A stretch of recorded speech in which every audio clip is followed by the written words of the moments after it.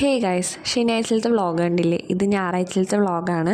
ഞായറാഴ്ച വൈകുന്നേരമായിരുന്നു വിശുദ്ധ കുർബാന. അതിനുശേഷം പ്രദക്ഷിണം, പിന്നെ വെടിക്കെട്ടും ചെണ്ടമേളവും ഉണ്ടായിരുന്നു. ആൻഡ് ഇതോടുകൂടി നമ്മുടെ ഈ വർഷത്തെ ഞങ്ങളുടെ പള്ളിയിലെ തിരുനാൾ അവസാനിക്കുകയാണ്. അപ്പോൾ വീഡിയോസൊക്കെ കണ്ടിട്ടോ.